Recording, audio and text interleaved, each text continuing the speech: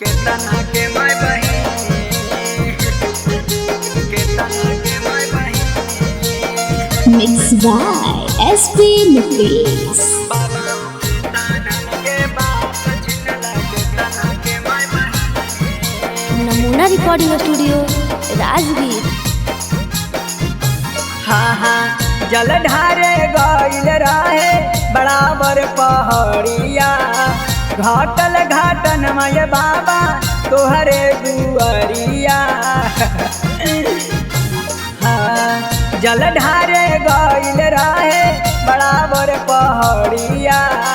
घाटल घाटन मय बाबा तोहरे दुआरिया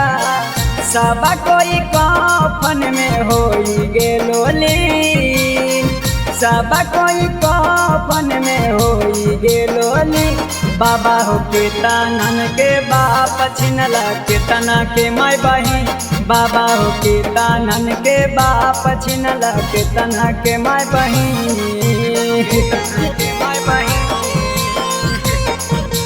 केतना के माय बहिन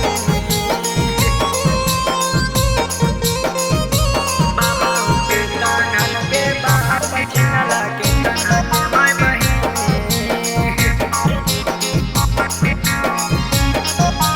हाँ हाँ कानाते सबके टूटा लो पारानावा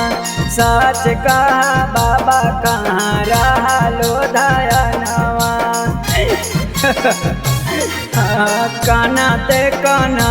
सबके टूटा लो पारानावा सच कहा बाबा कहाँ रहा लो दयानावा खुशी के माहौल में देखा बला ऐसन सी खुशी के माहौल में देखा बला ऐसन सी बाबा हो के तानन के बाप छिनला केतना के माय बहिन बाबा हो के तानन के बाप छिनला केतना के माय बहिन केतना के माय बहिन केतना के माय बहिन नमूना रिकॉर्डिंग स्टूडियो राजगीर।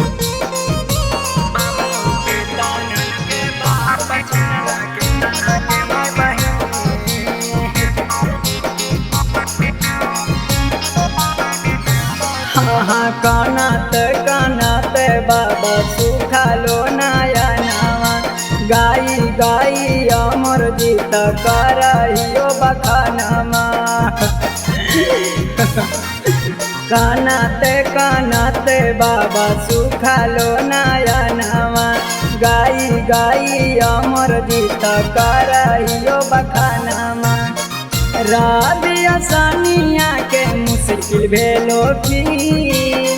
सुबोध नीतीशवा के मुश्किल भेलो की